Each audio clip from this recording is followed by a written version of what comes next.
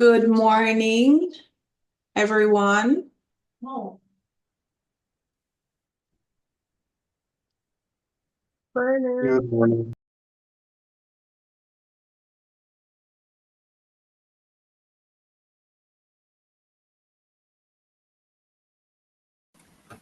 Good morning.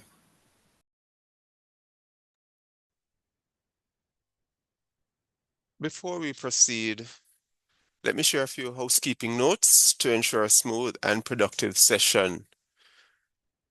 Please keep your microphones on mute when you're not speaking to minimize background noise. We will appreciate your questions. Please use the raise hand feature or drop a question in the chat. There will be a session for questions and answers after all the presentations have been made. If you're experiencing any technical issues, we ask that you drop a message in the chat and our support team will try our very best to assist you. Kindly silence your phones and notifications to avoid disruptions during the presentations. Good morning, everyone, and welcome to this important webinar, Is Your Packaging Fit for Purpose? I am Ellis James Sling, your moderator for today. This session is being hosted by the Bureau of Standards Jamaica as part of our continued effort to ensure public health and safety through proper packaging practices and the application of standards.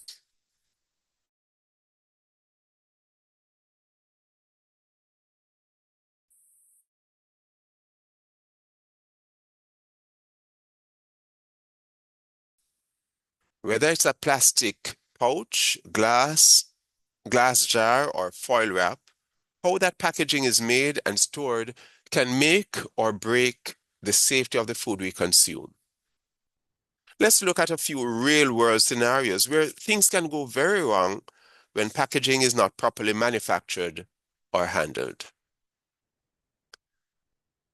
Imagine for a minute a company using plastic containers for a ready-to-eat meal, maybe curry or stew, maybe oxtail, without confirming that the plastic is food safe and heat resistant. If the material isn't suitable, it could leach harmful chemicals like BPA into the food, especially when heated. This is not just a quality issue, it's a public health risk. And it all comes down to choosing the right packaging material during manufacturing. Or if we want to consider something else, picture a vacuum-sealed smoked chicken sitting on a supermarket shelf. If the packaging seal is weak, or if the material doesn't properly block oxygen, spoilage organisms can enter. That chicken could grow mold or harmful bacteria even while the expiry date says it's safe. This compromises food safety and damages a brand trust. Again, it ties back to quality packaging or packaging quality and performance. And lastly, think about a bakery using cardboard boxes that were stored in a damp storeroom near cleaning chemicals and exposed to rodents. When those boxes are used to pack pastries, there's a very real risk of cross-contamination, whether chemical, microbial, or physical. Poor storage of packaging can undo all the good done in food preparation. And so while our food processors can be extremely good at preparing the meal, if the packaging is off, then our health could be compromised. These examples remind us that packaging isn't just about appearance or convenience. It's part of the food safety system. Manufacturing defects or careless storage practices can directly affect the safety, shelf life, and consumer confidence in food products.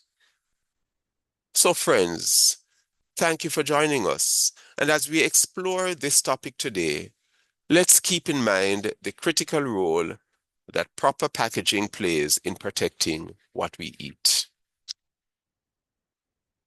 To officially open today's proceedings, I'll invite one of our colleagues to lead us in prayer. Okay.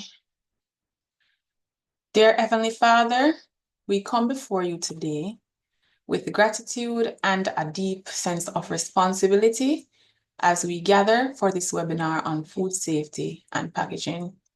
We thank you for the opportunity to share knowledge and insights with others, and for the wisdom you've granted to us to address the important issue of packaging in ensuring the safety of food.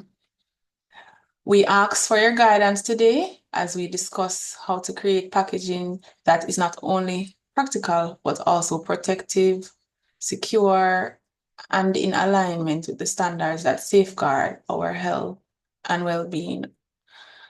May every participant be inspired, equipped, and empowered to take action in their respective roles.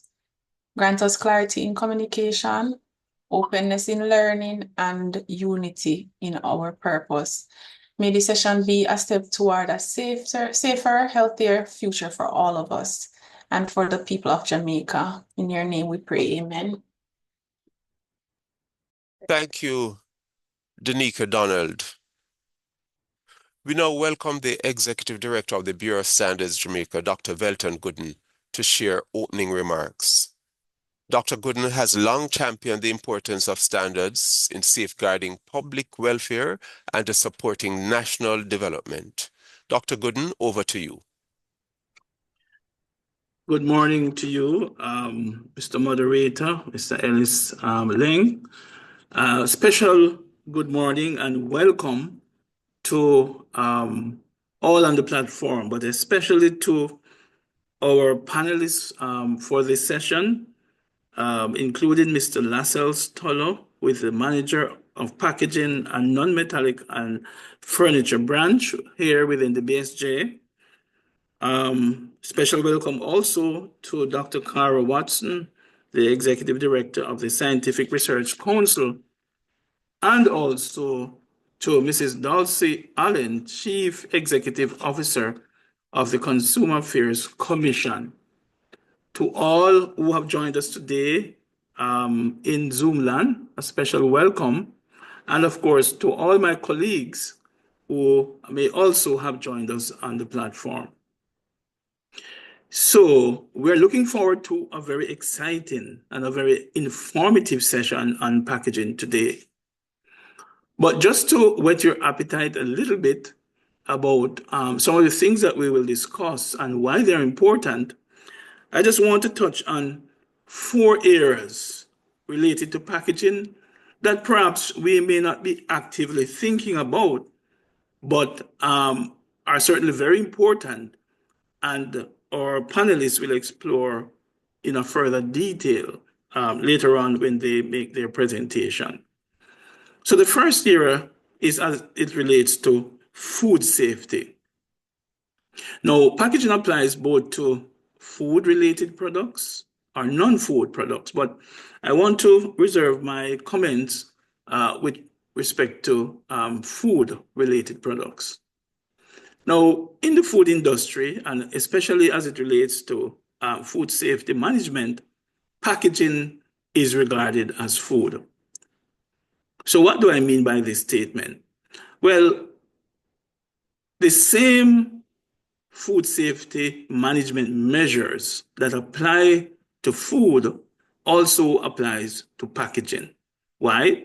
Because packaging is often or may come into contact with food and thus poses a risk for cross-contamination of food. And therefore, the same sanitation and hygiene practices that pertains to food must also apply to packaging.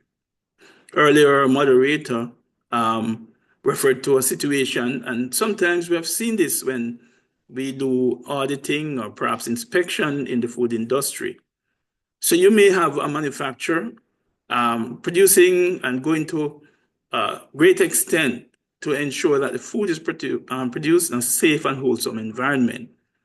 But then the packaging material is kept perhaps outside in a container. In that container, that packaging material might have been out there for months.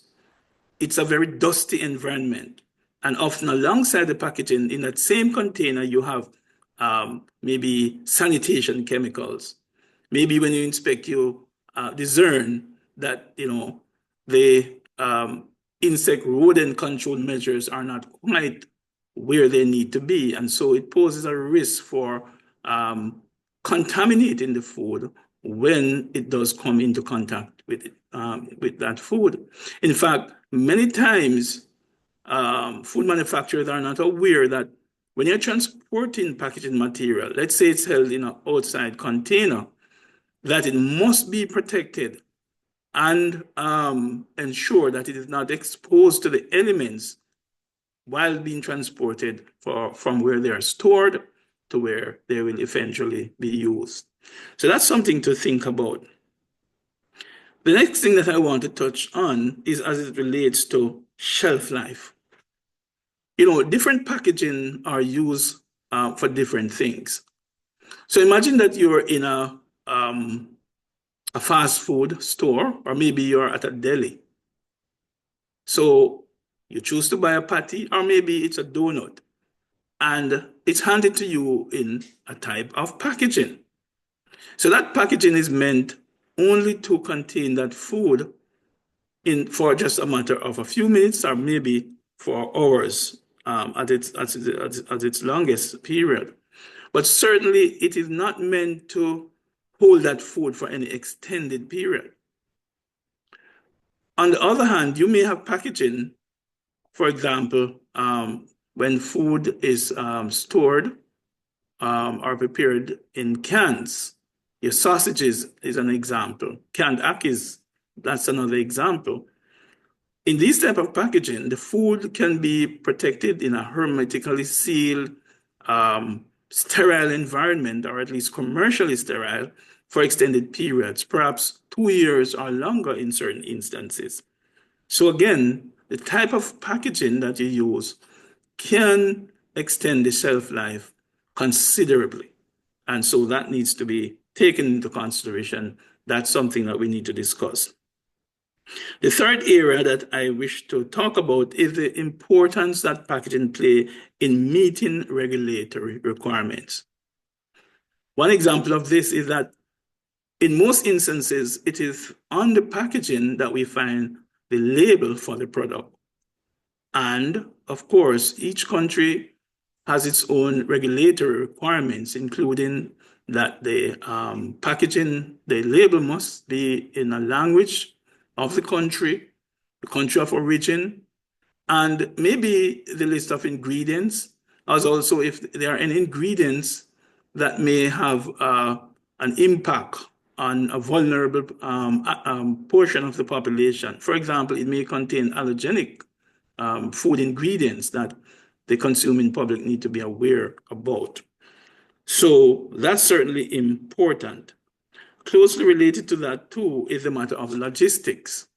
So the type of packaging that the food is prepared and contained in must be such that it can stand up to the rigors involved in transporting the food, often from one country to another. So maybe it's in a can, but that can also has to be in a cartonized case, and that case may need to be palletized. So consideration has to be given about the stacking height for that product as it is transported based on the strength of the packaging, and also the type of conditions. Maybe it's a frozen product, or maybe it's a refrigerated product.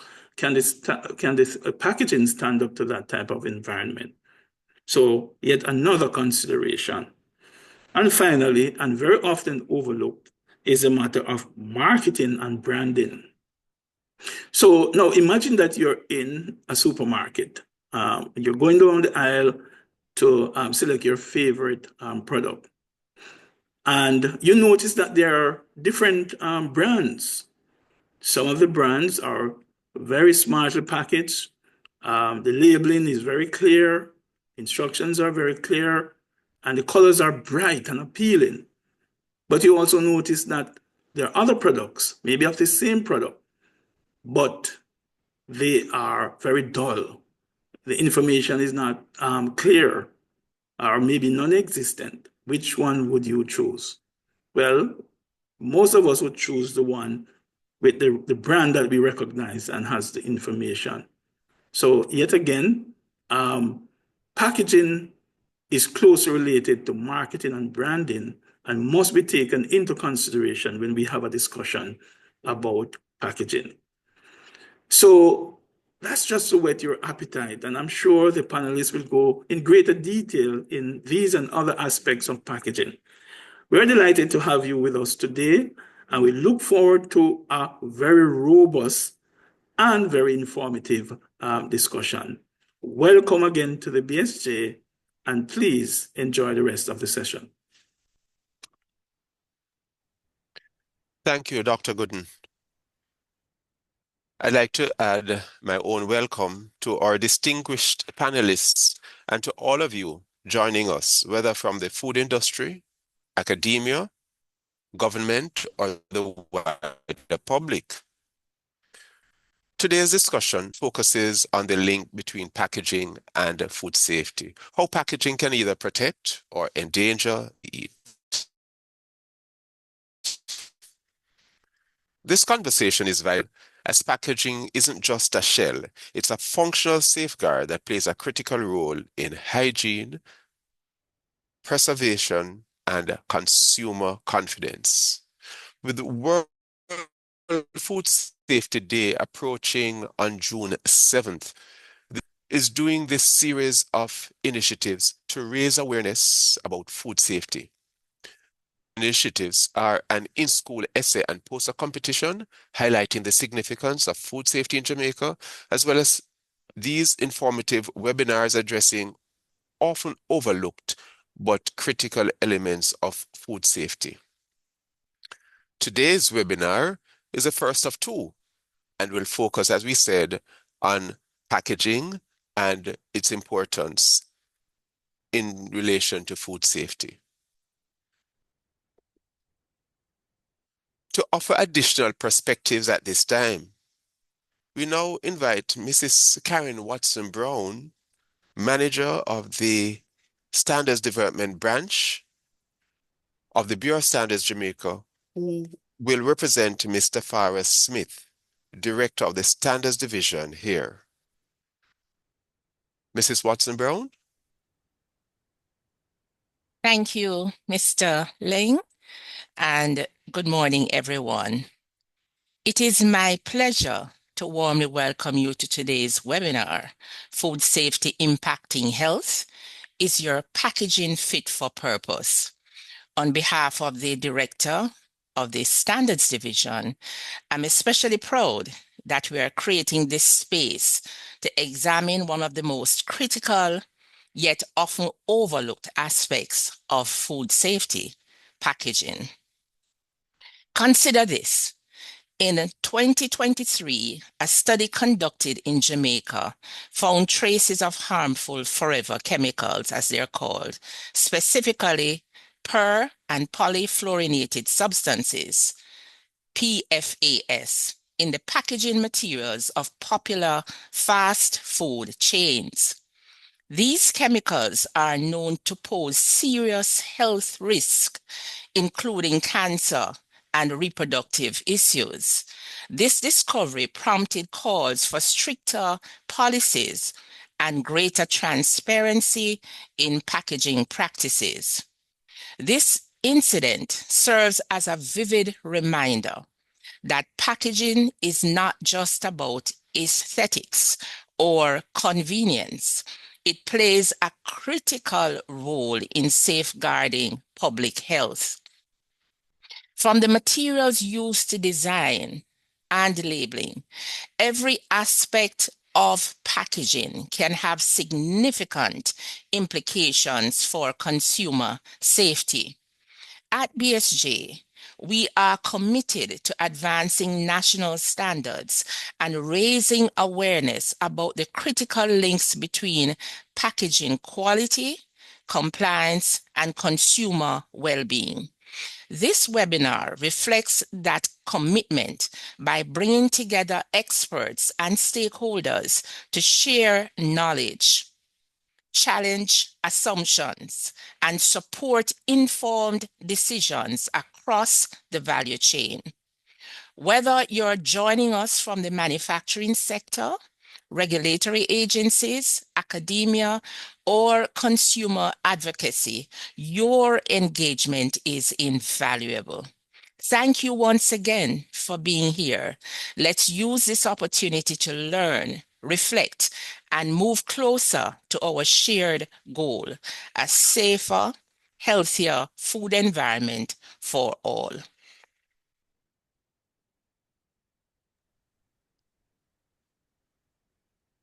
Thank you, Mrs. Watson-Brown. Thank you so very much.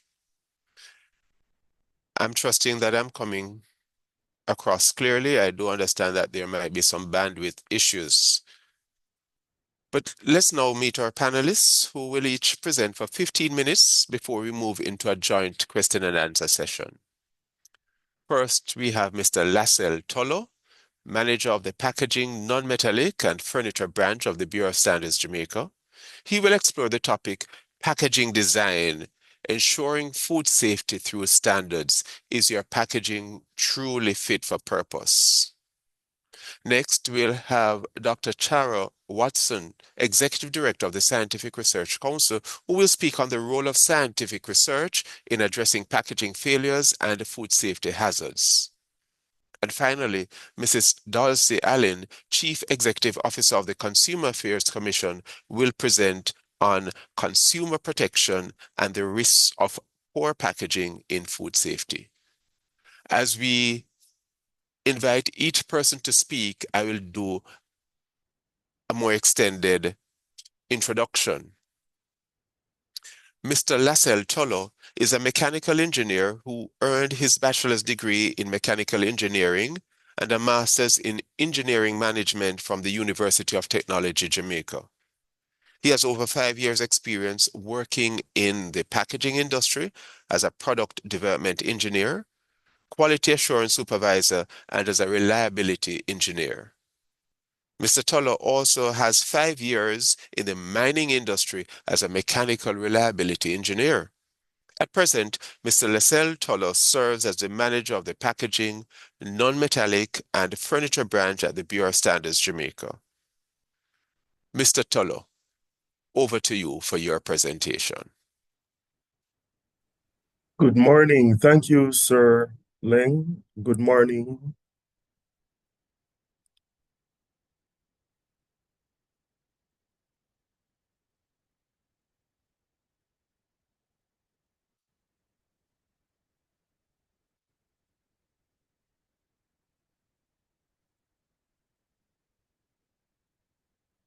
Checking if you're seeing my screen.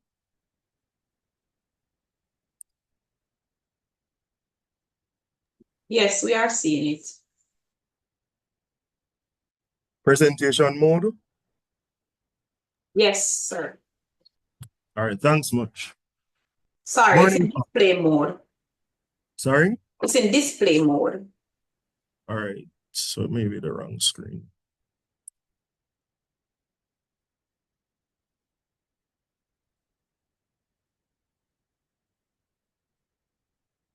There no?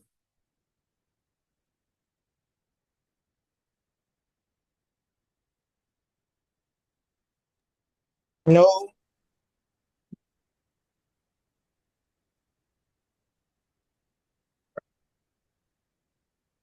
Go ahead, Mr. Tolo. Perfect, We're perfect. good. Great. All And right. turn on your camera as well. My apologies.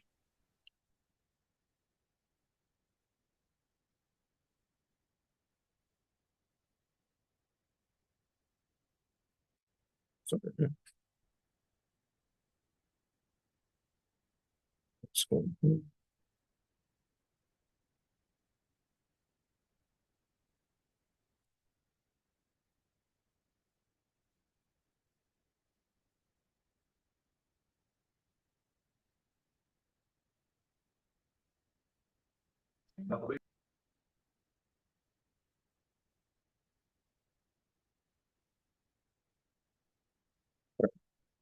You should be there now. All right. Morning again, all. Sorry for that glitch. As outlined by the moderator, I'm Lassell Tolan, the manager for the packaging branch, and I'll be taking you through packaging design, ensuring food safety through standards. Is your packaging truly fit for purpose? So some of the objectives for this presentation, at the end of the presentation, we should better understand the importance of packaging standards in food safety, key considerations in packaging design that ensure safety and quality, and how businesses can assess if their packaging meets BSG standards and is fit for purpose. All right, so first let's do a bit of preamble by getting out their definitions for packaging. So packaging is the science, art, and technology of enclosing or protecting products for distribution, storage, sale, and use. And a package is any product to be used for the containment, protection, handling, delivery, transportation, and presentation of goods, from raw materials to processed goods, from the producer to the user or consumer, including in processor, assembler, or any other intermediary. That definition came from the ISO standard, which speaks to packaging, which is ISO 21067.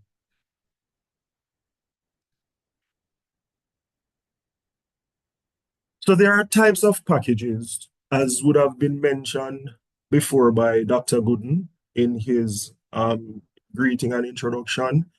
He would have made mention of transportation of products, that you will have your product, which is maybe in our instance here on the screen, green peas. It is packed in a can, but of course you would not be transporting or transiting them singularly to the point of sale, whether it's a supermarket or across the water to another country. And as such, you now come up with maybe a case size that might be 6, 12, 24, or as you so desire. So now you have the singular primary package, your green peas in a can, a hermetically sealed can. You now have what you call a case size of 12, so you need to store the 12 in one secure location. You now introduce a carton maybe. So that carton would contain 12 or 6 or 24 or whatever your number is, or the numbers are, and you would now consider that a case size. So now when you're looking to transport, maybe export, you look at the dynamics of your container on the sea and all of those things that will lead to damage or the potential for damage. You then now seek to put that secondary package into a package which is tertiary or called a transit package, which might have some more protection to help keep the product safe. So generally speaking, in packaging, you have 3 classes or categories of packaging: primary, secondary, and tertiary. So getting deeper into packaging standards in food safety. So generally speaking, the packaging standards are crucial for food safety, as they ensure food remains safe and fresh by protecting food from contamination, extending shelf life, and providing essential information to consumers. To further explain this, I have actually pulled information from a current standard. It is the JSCRS 27/2010, which is the standard that speaks to fruit juice, fruit drinks, vegetable juice, vegetable drinks, and nectars. So clause 10 speaks to packaging. it states 10.1, retail containers should be made of non-toxic materials that will not contaminate the product or affect its color, aroma, flavor, or consistency, and shall be designed to withstand stresses that may occur during packing, handling, transport, and storage. So here it is a very broad set of information given from one line of the clause which speaks to packaging. And remember, it is a juice standard. So think of your supermarkets, your wholesales, your food establishments when you go to purchase a juice. Here the standard is saying whatever the juice is placed in, it should be made of non-toxic material. So in other words, the material should not be reacting negatively or in any way with the product. The material of the package should not be interacting or negatively with the product to form any harmful byproducts. Imagine you purchase a juice and that container is made of material that when the juice come in contact with it and sits there for a while, there's some chemical reaction taking place that will then cause a transference of whatever those harmful materials might be in the container into the product. Then you come and drink it. Then it would not work out well for the person who is drinking that product. So it is clearly stating that products should not be made from materials that are considered toxic, that will affect the color, aroma, flavor, or consistency of your product in any way, shape, or form. Imagine buying a coconut water, and we know that coconut water is generally clear. But when you purchase the coconut water, for instance, you're seeing it having a brown color. I'm sure not many people would be wanting to purchase such a product. And what if you further understood that that brown color it had is as a result of the package that it was packed in? Further a dissuasion for the consumer buying that product. So it has far-reaching implications. But not only just the material should be non-toxic, it also should be able to withstand stresses during the packing process, the handling, the transport, and the storage. Now, if we were to go back to this first slide, which speaks to primary, secondary, and tertiary packaging, as I tried to outline that you have your case, you have your product, a singular product, but you want to move maybe 12 at a time or consider 12 being a case. You then pack it in a carton. So the carton will be of a certain design, strength, and structural integrity, which we'll speak further on. But it is only adequate to keep those 12 secure. You now further go put it in a tertiary package to ensure that that tertiary package now has an ultimate amount of strength that will resist puncture, the rigors of vibration, and those kinds of things associated with transit over long distances and in containers and ships. So point 2 under this standard speaks to only packaging materials that have been shown to resist deterioration or corrosion over a period of time exceeding the length of the shelf life of the product shall be used. So in other words, let's use back or maybe coconut water example. It is saying that you should not put that coconut water, if your shelf life of the coconut water is say 3 months, so it's produced, it's packed on January 1 and it will expire on March 31st. You should not have it in a container that cannot stand up to the test of time that is any less than the 3 months that the shelf life of the product will be. Because simply put, you will then have a product on the shelf, the material that is housing the product being deteriorated and damaged, and the product has not reached its shelf life. So you would have all kinds of catastrophe happening in that storage establishment that such a product would have been in. So that's a key consideration to take note of.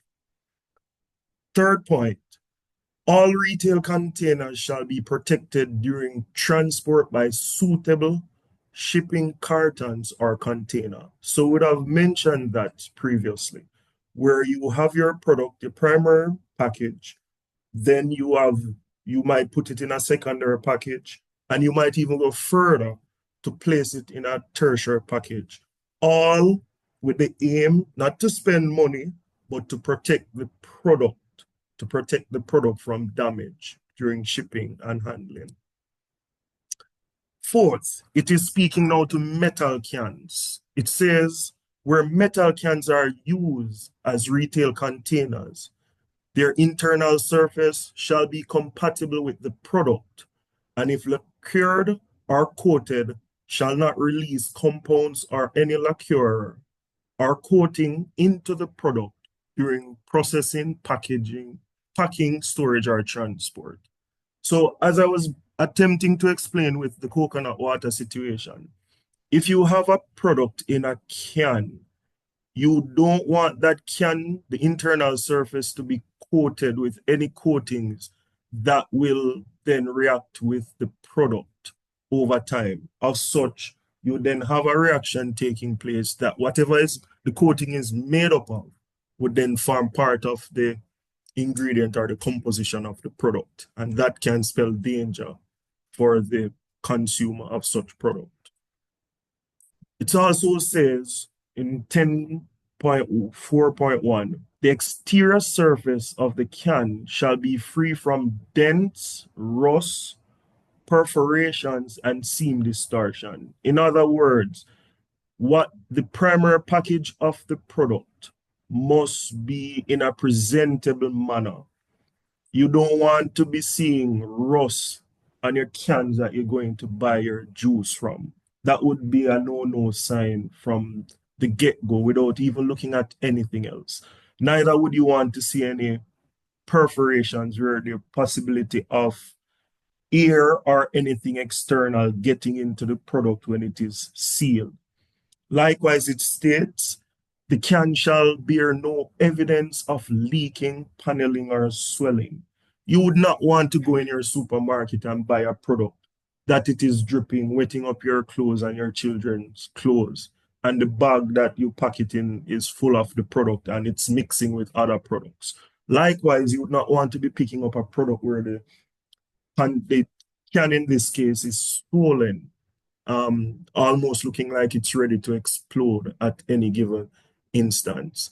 So what we're seeing here, just from a snapshot of one of the product standards that drives how a product is handled, its packaging, its labeling, its details that it gives, of its guidance of how you go about packaging that product. If you notice, it is not prescriptive to the point that says that the juice must be in a bottle, the juice must be in a can, the juice must be in X or Y, but rather seeks to give an outline of the don'ts that should be considered when packaging your product. So we now look at key consideration in packaging design that ensures safety and quality. To ensure safety and quality in packaging design, prioritize durable, tamper-resistant materials, robust construction, and clear, concise labeling, while also considering environmental factors and regulatory compliance. So one such in packaging design is material selection. So when you are your product and you are now coming at the point, maybe research and development, what can I put this product in? One consideration is material selection. Under material selection is durability and protection. So you want to choose materials that can withstand the rigors of transportation and storage, including resistance to crushing, puncturing, and temperature fluctuation. So here is a picture of a corrugated board or sheet. If you can see, it has multiple layers. It's in the middle, you have like sinusoidal waves, and then you have two sets of that and three other liners, as it's called. So what you're seeing here, this kind of material would be considered one that is durable based on its composition. It is multi-layered. And if you understand anything about science, physics, the more layers you have, it's the more your strength likely to be. And that's what you get from corrugated products. So is the product you're making one that a corrugated sheet would fit for? These are the kind of questions you'll be asking when you're going through your design phase. Durability and protection. Then you look at barrier properties. So another consideration under material selection is barrier properties. Select materials that effectively protect the product from external factors like moisture, oxygen, light, and contaminants, especially for food, pharmaceutical, and other sensitive items. Material selection, again, it is material compatibility. You want to ensure that the chosen materials are compatible with the product itself, preventing any potential chemical reaction or contamination. You also want to look at sustainability when you pick a material.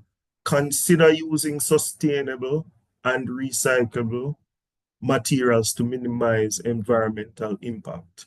You also want to look at cost, of course. Business is about profit. It's not charity, it's about profit. So you want to balance the kind of material you're using with the cost for that same material. So we would have looked at material selection as one of the general headings for the design. The other heading would be structural design. So when you're looking at your material for your package, you want to consider structural design as well.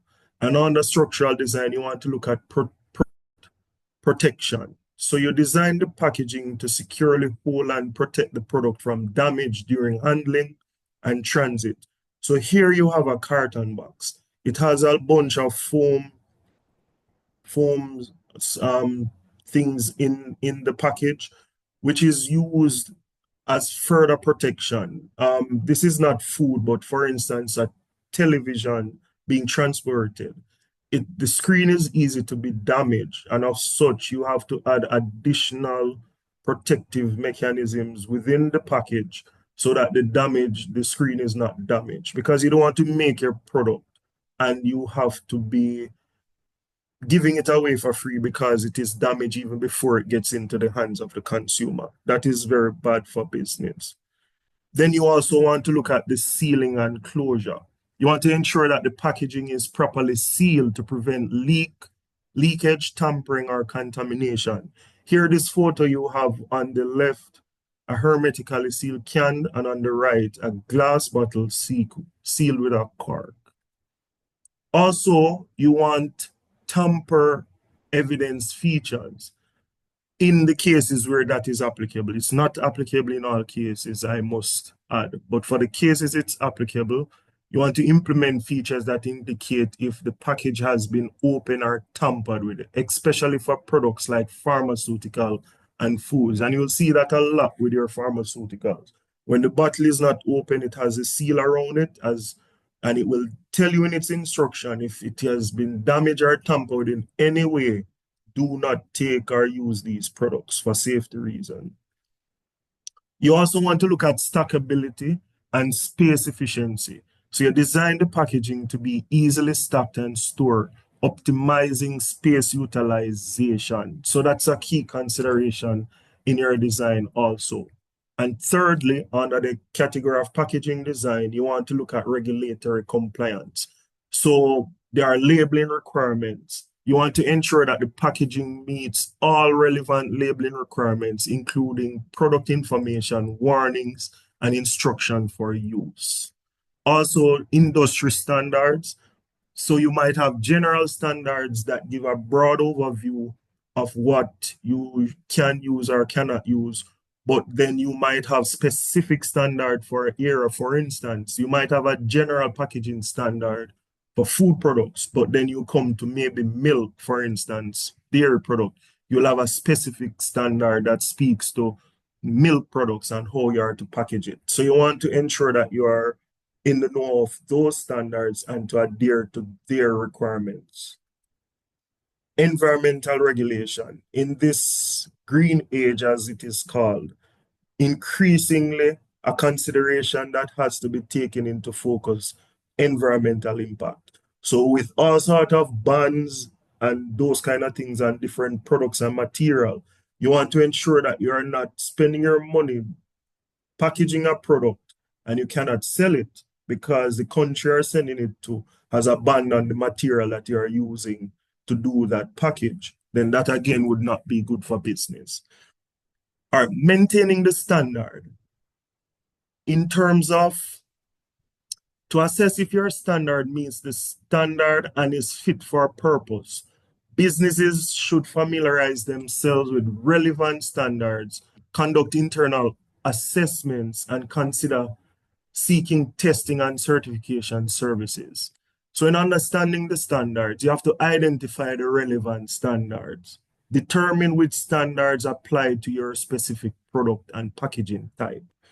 Then when you have done that, you review the standard requirement, carefully examine the specific requirements, outlining the relevant standards, focusing on aspects like material composition, dimensions, labeling, and safety.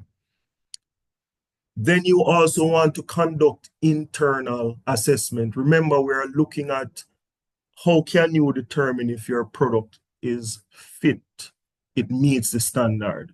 So you have to understand the standard first and know you have some other work to do by conducting internal assessment. So you want to review existing packaging, evaluate your current packaging against the identified standards, determine if your packaging meets all the requirements and identify any areas where it falls short. You also want to keep records of these assessments because they will come in useful later down the road when you're doing similar designs, that you don't make the same mistakes if you had made them in the past. Also, you want to seek external assistance, specifically testing and certification. So testing services, I put BSJ there, but SRC also has it and other accredited labs in Jamaica and across the world. So there are testing services for packaging material and packages to ensure compliance with national and international standards. Just to list off some of the tests, you have drop tests, you have can seam analysis, leak detection, burst tests, label assessment. Those are some of the tests that can be done to see if your packaging is meeting the standard and if it is fit for purpose. Also, certification. You can consider obtaining certification to demonstrate that your packaging meets the required standards. So while your certification might not be to a packaging standard, by virtue of being certified, you're telling your consumer, the customer, that your entity or organization is following a set of guidelines, which then translate to a certification being awarded, which boosts the confidence of the consumer that you are doing the things that you should do. And they would be very confident in your product that you're offering because they know that you are certified to an international standard. So these are some of the ways you can check to see if your product is meeting the standard. Also, ensure packaging is fit for purpose. You consider the product needs. Ensure your packaging effectively protects your product, maintains its quality, and facilitates its safe handling and storage. Also, you look at the consumer needs. Consider the needs and expectation of your target consumer, including ease of use, information clarity, and environmental consideration. And finally, legal requirements.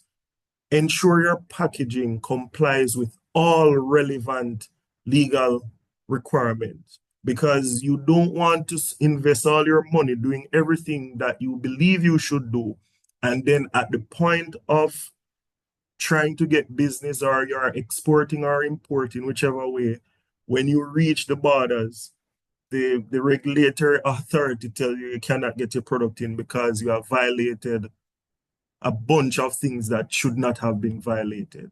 For instance, a product has no label. So it's just in a bottle, a concealed container, nobody knows what it is. You say it is X, there's no way to validate if it is X or Y. So you want to ensure that you are meeting the legal requirements also. That is very important. And I believe that is it. Thank you for your time, and hand back over to Sir Leng.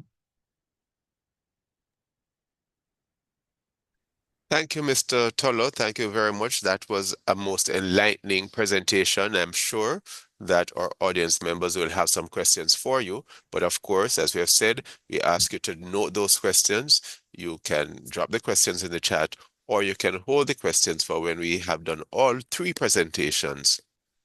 And then we have a time of question and answer. So we're going to just engage in a quick quiz to see how much it is you garnered from what Mr. Tola has just shared. Over to Ms. Deidre Taylor for this section. All right, good morning, everyone. Hearing you, Deidre, go ahead. All right, I'm sharing my screen.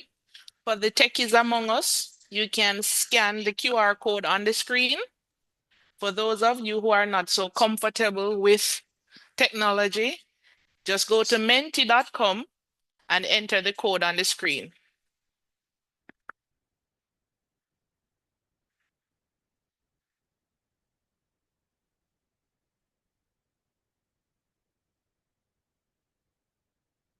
And everyone is seeing the yellow screen with the QR code, right? Okay. All right, I'm seeing some thumbs up. Great.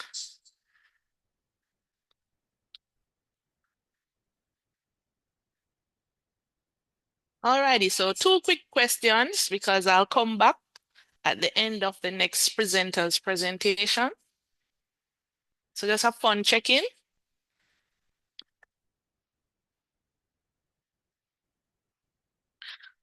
How are you enjoying the session so far? So you can just enter the responses on your phone and click submit. And we will all see your responses on the screen. Great. Very informative. I like it, but I would love the materials. Sure. Just request. All right. I'm seeing a lot of informative. Okay, good, good, good. Enlightening. All right. Let me move on quickly. All right. Which packaging attribute do you look for when choosing your product? All right, tensile strength. Wow, appearance is outdoing. Is it that you guys care more about the appearance and the strength of the packaging? All right. I'll come back later, so I'll leave it there for now. Thanks for your participation thus far. Thank you, Deidre. Thank you so very much for that. And I see Deidre showing us the great Mr. Musk. But we shall turn to our own local star. Deidre, I think you might still be sharing screen. We now turn to Dr. Chara Watson, and if Dr. Chara Watson is able to come on screen, she is a multidimensional scientist, an innovator, and an entrepreneur. She received her bachelor's degree in food chemistry and pure and applied chemistry from the University of the West Indies, Mona campus. She earned an executive MBA from the Formato Business School, Spain, and was awarded her doctorate in chemistry from the UWI Mona.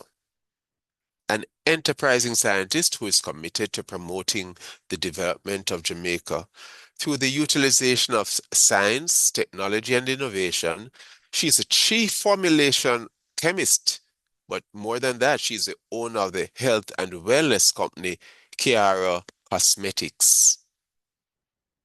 And this company specializes in natural hair and skincare products. In 2012, she was named the SRC, that's the Scientific Research Council Young Scientist Technologist of the Year. And today, Dr. Chiara Watson serves as the executive director of that same institution, the Scientific Research Council, that very early on recognized her intellect and skill. Ladies and gentlemen, it is my pleasure to present the virtual podium to Dr. Watson. Make her welcome. Good morning, everyone, and thank you so much for the invite, first and foremost, as well as for the introduction. So, in the interest of time, I'm going to just jump right into it. And I think this is where I can say I'm going to positively reinforce most of what we have been speaking about since morning. So in my presentation, I skewed it a little bit different than what was initially crafted, where I will be looking at packaging appropriateness and looking at how that can be the key to product safety, shelf life, as well as consumer confidence. Now, it's always a pleasure to partner and collaborate with the BSJ because, as you know, we are both government agencies that is here to help safeguard the interests of the general public while enhancing and facilitating trade and supporting our business partners. I understand that most of you online this morning are actually manufacturers or persons participating in the business space. So we at the SRC as well as the BSJ are here to support you, and I think this webinar is along that sentiment. So we would have heard already a lot of the reason why packaging is important. So again, just for reinforcement, we know that packaging matters mainly. And for me, I know that a lot of you said in the survey Deidre just did that appearance is important. Yes, it is, because this is the first way that your customer might interact with your product before they get to experience your product. They're first seeing that outer packaging that it is in. But for me, and I would want to encourage also for you, your primary or your first or most important reason to ensure that your packaging is appropriate is to ensure that you can preserve the integrity of that product inside that package. So it's very critical for ensuring food safety, and we know how it does that. Mr. Lascelles spoke to that as in terms of preventing contamination, extending your shelf life, ensuring product quality, and protecting against unwanted damage or external or extraneous matter getting into it. Information display, we spoke about nutritional fact panel helping our consumer to make more informed decision, and which can also be leveraged as a selling point for your product. Because if I see one product with a nutritional fact panel and one that don't have it in the same product category, it's highly likely I'm going to go with the one with the nutritional fact panel or have more information on it.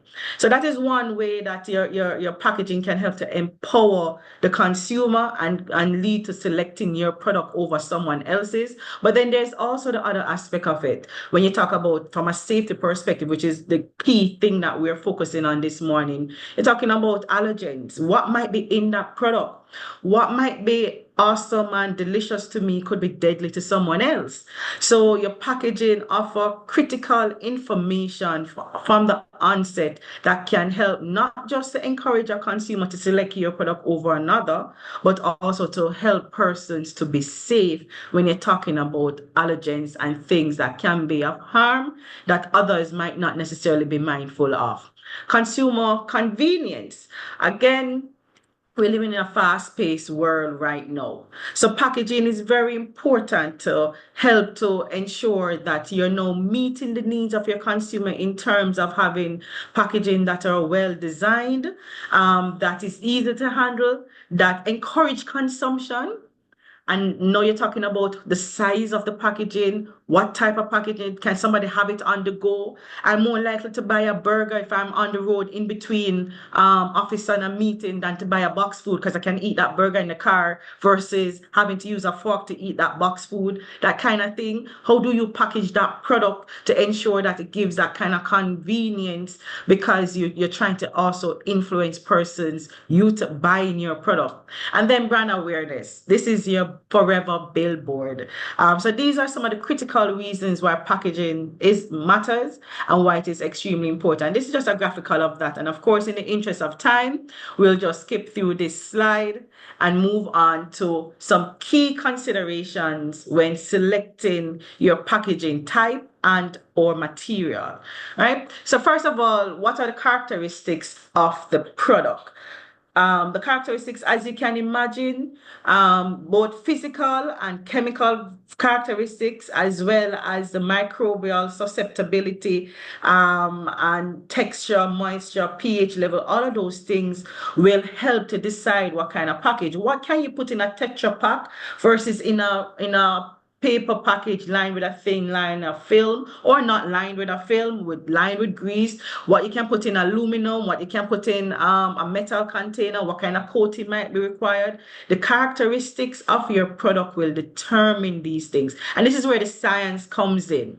It's not just a matter of how it will look, how it will stand up on the shelf, actually going into the physical and chemical and microbial characteristic of the product that will inform what kind of package type you can actually utilize for a respective product.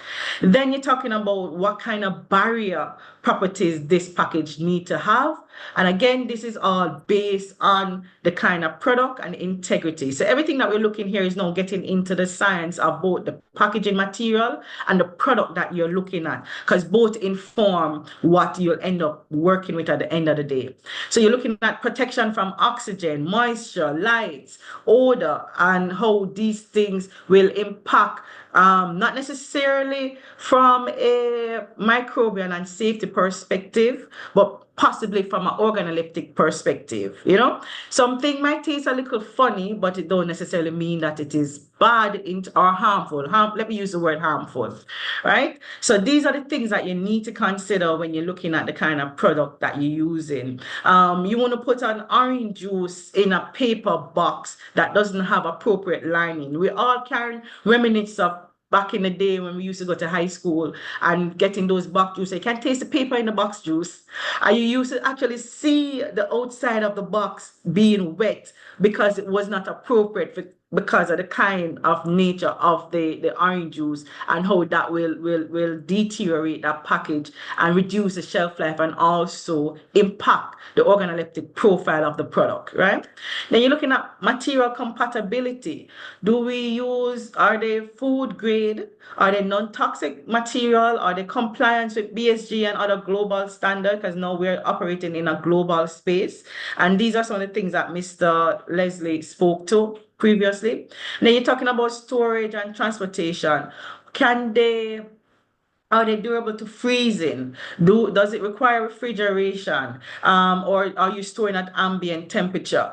The kind of package you'll use for whether or not you need refrigeration might be different than those that might be shelf stable and can stay at ambient temperature. All of these will impact what your selection is.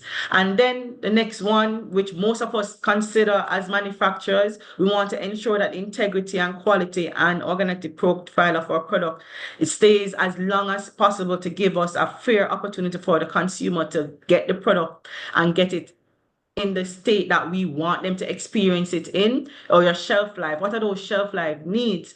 And this is where, when we are designing and developing a product, I know we said earlier that a lot of persons, when they're ready to manufacture, they're now looking at what kind of packaging. But actually, you have to consider packaging from your thinking about designing and developing that product. We at the SRC always say we can develop any product, but the truth is you can't produce any product or every product, and they are not appropriate packaging for any and every product that we can develop. So from the moment you start designing and contemplating making a product, you have to simultaneously think about your packaging options that will give the product the intended shelf life, the intended quality, the intended protection that it needs to ensure that what it is that your consumer is getting meet the required standard and other properties that you want them to. Then consumer convenience, sustainability, and cost, of course, are all very important parameters. So when you're looking at the packaging industry, how do you decide what to do? How do you know how these things influence what it is that you're able to do? Now, when you're in a country like Jamaica, where manufacturing, because of our high production costs, in terms of electricity, security, and the inputs, a lot of them being imported, and if you're watching what is going on in the global space, you realize that input costs will be going up significantly in coming days, if not already. Get another layer of how you make a determination in what kind of packaging material you will use. So apart from the previous slide and speaking to the things that we consider, the other consideration when you're thinking about the packaging industry are your supply and demand considerations. So based on what it is that we have available in a sustainable and enough quantity and at appropriate cost, that will also impact what you utilize or what you can utilize for your packaging. And so these are things that manufacturers, as a manufacturer, you have to be mindful of. Yes, sometimes you want to ensure that we have the absolute best, but being able to deliver that at the appropriate costs and at the appropriate quantity in your market is where you might find added challenges. So these are some additional considerations. So let's take Jamaican market, for example. I remember growing up, all our soft drinks or beverages, most of them would have been in glass bottles, which we will argue is one of the preferred packaging, safer packaging, more environmentally friendly packaging option to utilize for beverages. Most types of beverages, depending on the acidity, pH, or other things, consideration like that, a glass packaging is appropriate. But we don't produce glass in Jamaica. Well, we used to, but not anymore. That production was shifted because our production costs again started skyrocketing and was no longer financially viable. So now we had to switch over to different kind of packaging. Similar with metal cans. We don't produce those locally anymore either for the same reasons. So that has limited our beverage packaging options to mainly plastic and paper, or a combination of both when you're talking about the texture packs that are available. And even that come with a lot of limitation when you're looking at the investment costs required for you to put in that facility. So these are considerations that we have to bear in mind, because it will impact at the end of the day what the packaging options you have available to you as a manufacturer, depending on what scale you're operating at, what level of investment you have to put in, and again, what your consumer and what your market will accept, will not accept, and is able to tolerate. All right. So now let's look at some examples and see how we can match certain food types with packaging that would be appropriate for those. So your fresh fruits, fresh vegetable, herbs. Luckily for us, we're in a marketplace where the average consumer for the Jamaican market at least will accept them without packaging. Meaning you don't necessarily have to wrap them in paper, you don't necessarily have to put them in a plastic bag. The local market will accept them as they are. For the most part, when you're at the point of making that transaction, making that purchase, you will normally can put it in a plastic bag, which is stored very temporarily until you put it bring it home and put it in your fridge or on your counter, depending on what that product is. But typically you use your plastic bags and store it in such a way to allow ventilation, because most of these fresh produce are still alive, still I can't believe I forget the word when they're still emitting oxygen and moisture. But forgive me, my brain forget what respiring, right? So they're still doing that. So you need to ensure that you give the opportunity for moisture to move out of that packaging to prevent spoilage and rapid deterioration, right? When you're talking about dry goods, your flowers, your grains, etc., you're looking at mostly paper-based packaging or laminated pouches. These gives you a moisture barrier as well as prevent insects and other unwanted things from getting in, and that is appropriate. Is because again their dryness is unlikely that odors and other things will enter them when using paper or laminated pouches. Sauces and purees, glass is the preferred or the best option, especially if these are retorted or going through some kind of pasteurization or packaged hot. Preferably, you're looking at glass. So that is another consideration. Depending on how you're processing and the state at which you're packaging that product in, it will also inform the packaging option. So you realize in a lot of cases where glass might be the preferred option, the alternative is plastic. How do you make a determination if you absolutely need to use glass versus plastic, or what type of plastic you might be able to use? Is how are you processing and filling that product, right? So that will determine the kind of package. That also helps determine the kind of packaging that you're utilizing. When you're talking about frozen goods, frozen products, then you're looking at your polyethylene bags or nylon bags, preferably some that have a barrier to air, because once you're talking about frozen products, you're talking about the opportunity for freezer burns, which can impact the quality and organoleptic profile of that product. Not necessarily the microbial integrity, but the flavor or the organoleptic profiles and the perceived quality of the product. So all of these you need to be mindful of. Dairy products, again, depending on the type of dairy product, the intended shelf life, and the storage of said dairy products, you have several options, but mostly they need to be airtight and they need to be able to maintain freshness in the means in which it's going to be stored. So for like your shelf, things that are stored at ambient temperature, you're using a UHT type packaging. If it's something like your cheese or yogurt, your regular plastic or foil line products with seal that is being refrigerated can work. Snacks and chips, you're looking at typically, or the preferred option is your metallized film pouches, which you'll also fill with a layer of nitrogen to help maintain freshness. However, mostly on the Jamaican market, we use mainly the thin plastic bags, which are vacuum sealed, and that gives us a much reduced shelf life. Again, thinking about our consumer, for our market and the pace at which these products move, it is okay for us. But if you're looking to extend that shelf life, if you're looking to go into different market, then you might have to look at a different kind of packaging option for products like those. Baked goods, I'm very happy for the Caribbean in terms of how we consider baked goods. We want our baked goods to be appropriately packaged, whether usually in paper or plastic bags. Because when you go to other markets, when you go to America, Europe, and you see the breads and those pastry style products just open in the supermarket and anyone can go and touch and pick, we're not into that kind of thing.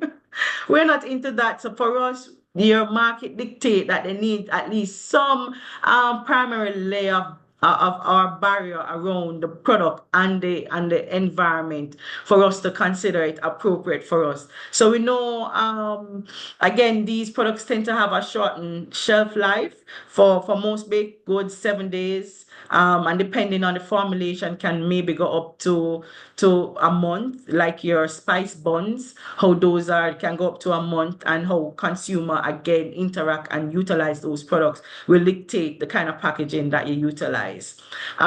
Juices, beverage, texture packs, UHT kind of packaging, PET bottles, glass bottles. These are all packaging that we think are that can be utilized. Now, there are some special or emerging consideration that we must think about when we're looking at packaging. Leslie's touched on some of them. So very briefly, I go through environmental suitability. We are now in an age where we have to be conscious.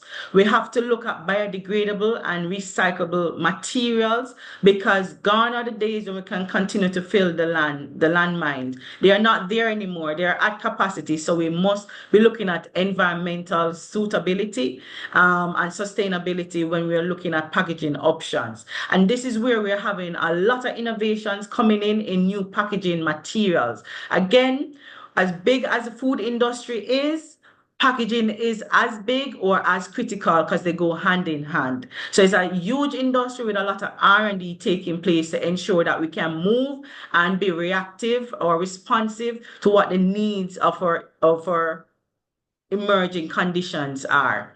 We talk about microplastics and health. Again, a lot of countries, especially in the Caribbean, because of the limitations we have, most of our packaging options are either plastic or paper lined with plastic. So now the consideration, as science is getting better, the technology is getting better, the detection levels are being improved. We are now seeing where microplastic is of concern. So therefore, it means that we now need to look at alternative packaging. We must now look at some former type of packaging and how to produce those faster, more efficient, and more cost effective, because now we're having significant health consideration when we're talking about certain kind of packaging. And then that brings us to our eco-conscious or just health conscious or just conscious consumers.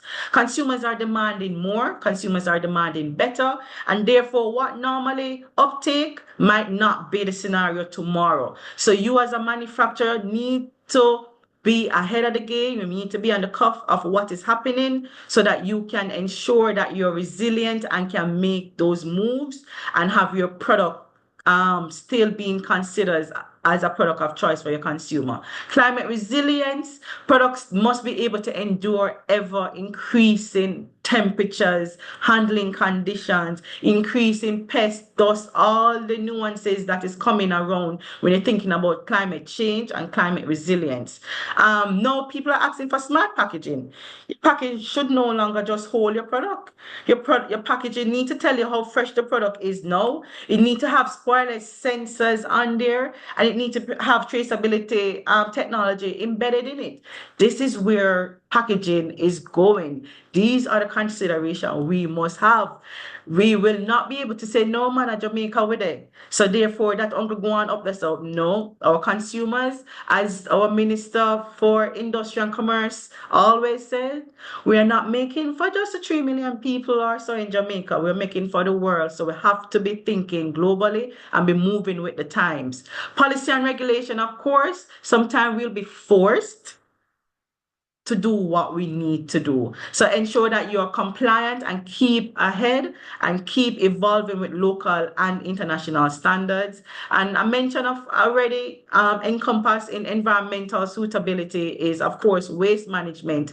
But in this context is our waste management infrastructure. What is our local limitations? We should not be importing packaging that we are not able to appropriately dispose of, recycle, reuse, or do away with when we finish utilizing that product. Because we do know we import a significant amount of goods. It's not good enough to import something and not be concerned about how those packages that those goods came in, whether it's your tertiary or secondary packaging, or even the primary packaging, how those will be disposed of. And I can tell you we do have problems with all three categories of packaging and disposing of them appropriately.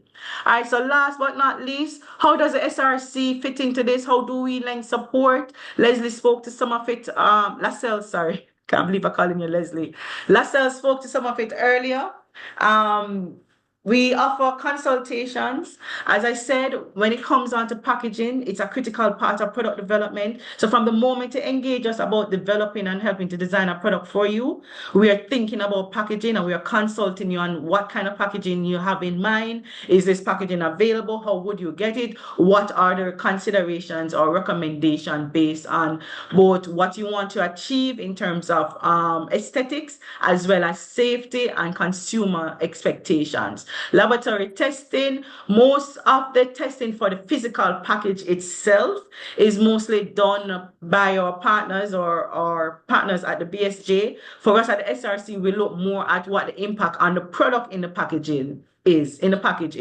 So we do migration testing, barrier analysis, and compatibility assessment, really seeing how the package you're utilizing impact the product on the inside. So we'll test the product on the inside to see if there's anything that we do not want to be happening due to the package that it's in. Of course, shelf life assessment, we do both real-time as well as accelerated shelf life studies. So you can engage the SRC to support in your shelf life assessment. We do capacity building, training in product development, and a part of that, of course, is packaging selection. And last but not least, we continue to offer ourselves to provide support and guidance in ensuring that we're utilizing and selecting environmentally friendly and secure packaging options. So safe packaging means or equals to safe food. Packaging appropriateness is not negotiable, it's non-negotiable for product safety as well as consumer confidence. The SRC is very ready and stand ready to continue to support businesses in navigating packaging challenges with science-driven and market-ready solutions. And as we said, scientific and regulatory standard must continue to guide packaging decisions.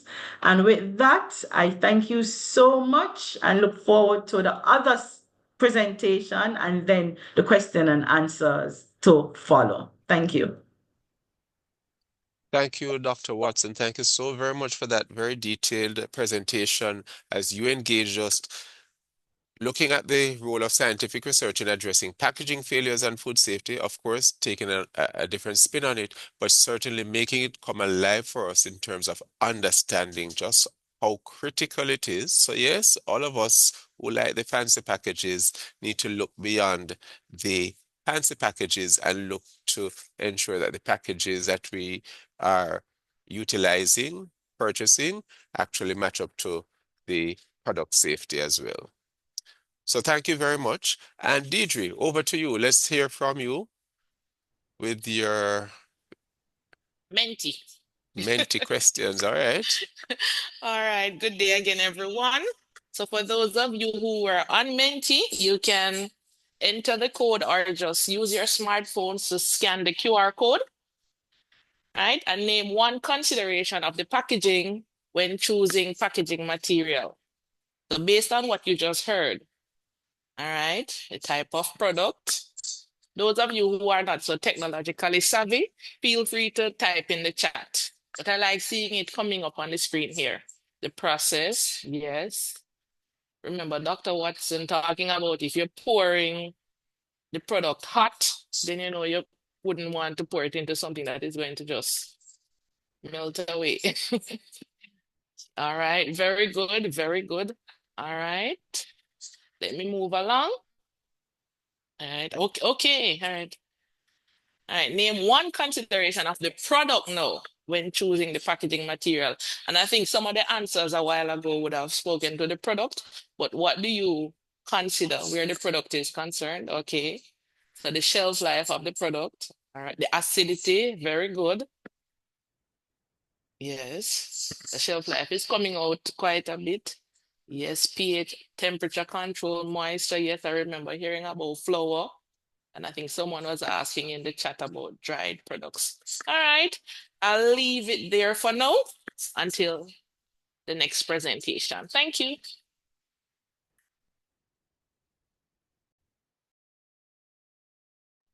Thank you, Deirdre. Thank you for that.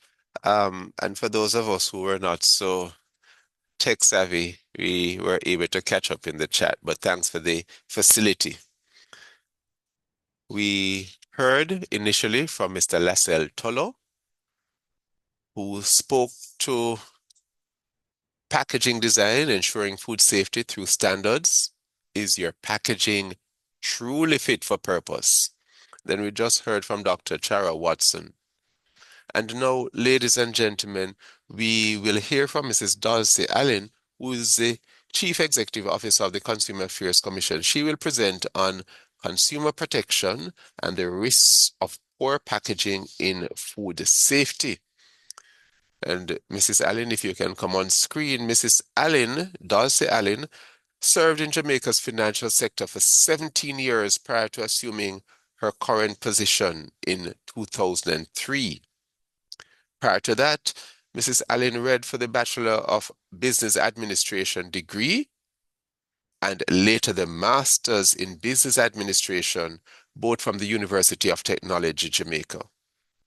She is the Chief Executive Officer of the Consumer Affairs Commission, CAC, and in this capacity has served as President of the Caribbean Consumer Council, incorporated in St. Lucia, here in the Caribbean. She also serves as a member of the Standards Council of the Bureau of Standards Jamaica here, and we are very happy to welcome Mrs. Dulcie Allen to make her presentation. Mrs. Allen. Thank you very much, Mr. Leng, Mr. Moderator. Good morning, everyone. I really want to say thanks to you, the Bureau of Standards, for having put on this webinar. It is very timely, and I really am very pleased that you have allowed the Consumer Affairs Commission to be a part of this webinar this morning. Thanks to the other two presenters. I think they did a very great job. So I had very little to do at this point, because I think they would have covered most of what I have to say. So we're talking about packaging. We're talking about packaging. And I found it very interesting. Just a minute, please. Right. I found it very interesting that the quiz that was given, the first quiz, most persons basically prefer, or what they look for is the appearance in the packaging. And so it is for us as consumers. Sometimes we like the appearance of things as opposed to, you know, the utility of it or what is supposed to be most critical. But before I go into the presentation, I just want to give an idea of what I'll be speaking about. I'll be doing an introduction. I'll be looking at the consumer rights and responsibilities, just an overview. And I'll be looking a little on functions of food packaging, because that has already been dealt with quite extensively. But my emphasis will be on the legal framework for consumer protection, and also for product recalls, how are national recalls done.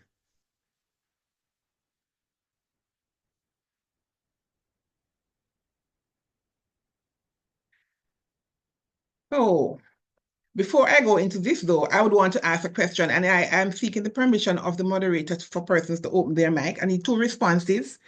Those persons who are in business. Why are you in business? Can you open up the mic and just tell us? Those two persons, please, quickly. Bring health to person.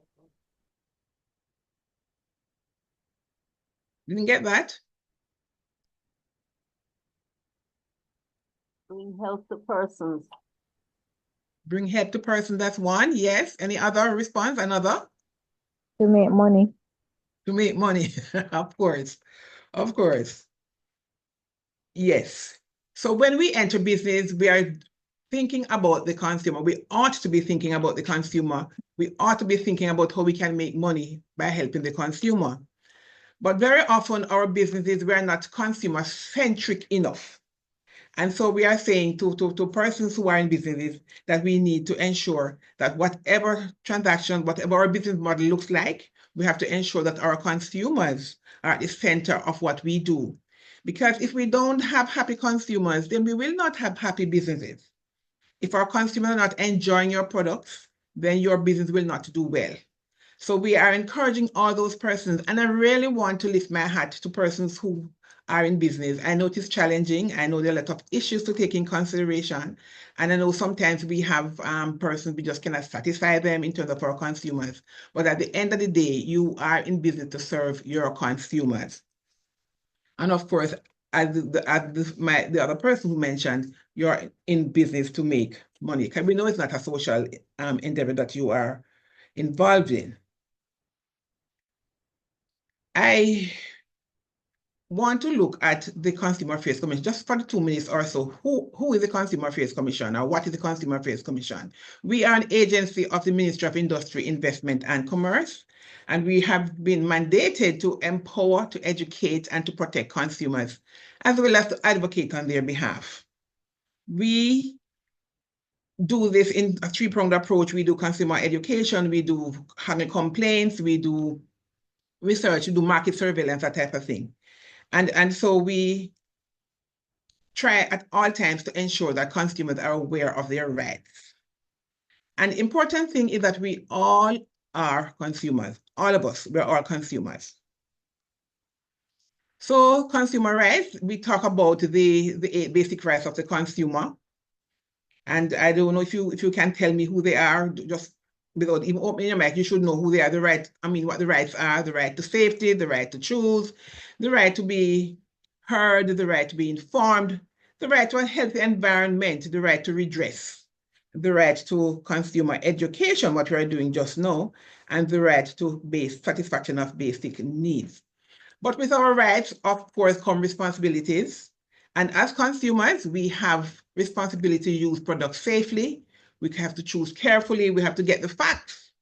So information is always critical because we have to make informed decisions, and we need to speak out. So when things are not going well, we need to speak out about it. We need to complain, and complain successfully.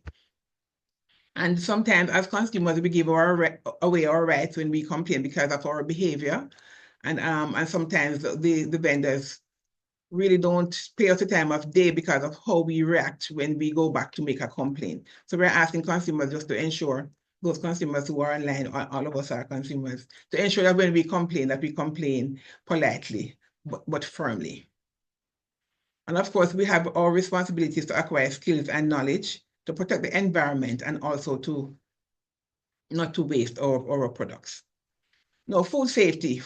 In preparation for this presentation, I took a look at our database in terms of our complaints. And interestingly, for the past 5 years or so, we never had a complaint at all about packaging, which tells me that persons are satisfied with what is on the market, or if they're having challenges, they can't bother to complain. Recently, I went to a restaurant and I got my food takeaway. And by the time I reached home, I just had to just throw it out into a container quickly, into a plate or something. It was just, the package was just so soft and just very mushy and really very inconvenient, and really was not a positive experience at all. And also, I am a lover of yogurt, and I bought a yogurt recently, and I had to call the distributor, because when I started stirring the thing with the spoon, the bottom actually just broke, and it's in plastic, huh? So it spilled and whatever it is. Again, very inconvenient. So sometimes we have challenges, and we really don't take action to ensure that we make the persons who actually manufacture those products or distribute those products, to let them know that there are challenges. And one of the best assets you can have as businesses is that you have a complaint from a consumer. Because when you get the complaints, you are able to take necessary steps to ensure that you correct what that problem is. There are times when persons complain, and the vendor or the business person get very upset, because I don't think they understand fully the role in terms of a business, and when you are producing products for the market. So you already heard about food safety and what it is. It refers to the set of practices and measures and regulations implemented to ensure that food is safe for consumption and does not pose a risk to human health. And the fit for purpose is basically striking a balance between the functionality, sustainability, and regulatory compliance, while also meeting consumer expectation. Dr. Watson spoke at length about the emerging trend and that consumers are demanding more and so on. So we have to ensure that we are up to the task in terms of how we package our products for the consuming public. Now, the functions of food packaging, that has already been gone through. We went through that already, the other two presenters.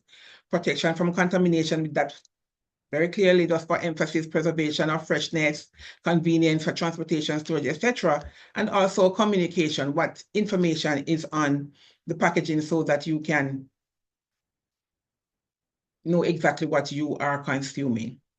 Now, I'm going to spend a little time on the legal framework because I'm happy that in Jamaica, we have very good laws, albeit some of them are dated, but we have very good laws as it relates to protection of the consumer, and more so as it relates to food and food handling. So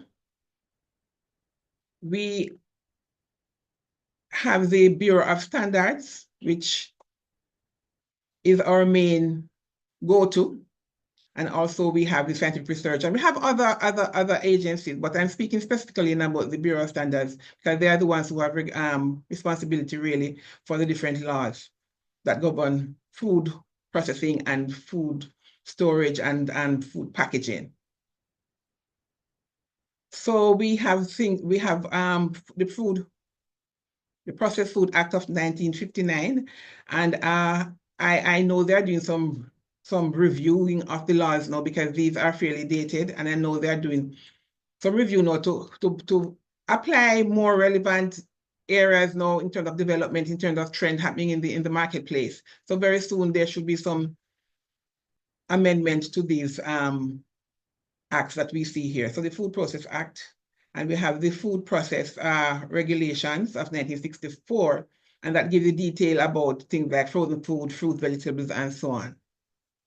Now, there are specific regulations as it relates to foods like canned foods, for juices, meat products. Dr. Watson spoke at length about that, which I will not go in detail about.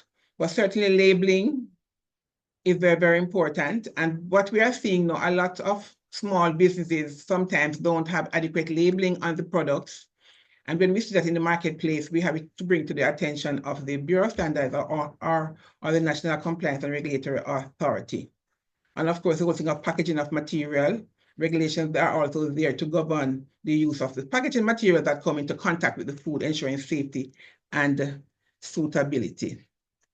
These are some of the standards that are available now. I'll just mention two of them.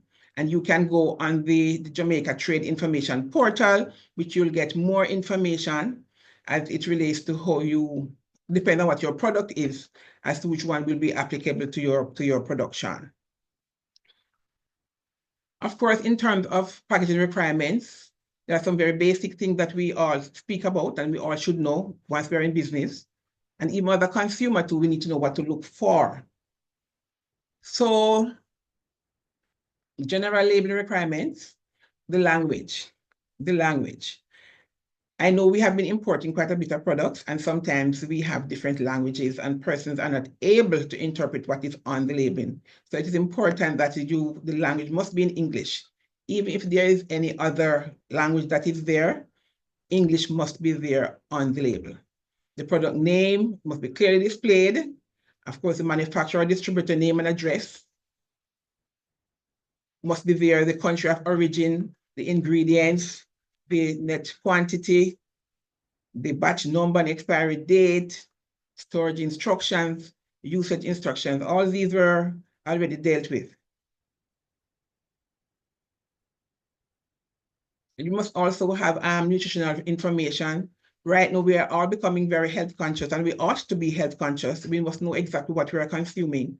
So it's important that we look for these things in terms of the packaging, in terms of the labeling, date of expiry, best when, And especially for products that are like dairy products and so on, you must know when the expiry date is, because sometimes these can be cause problem in terms of our own health. I'm going to spend a little time now on product recalls. From time to time, you will hear in the media that this particular product has been recalled for whatever the reason. There is a committee that is set up by government that has responsibility for that.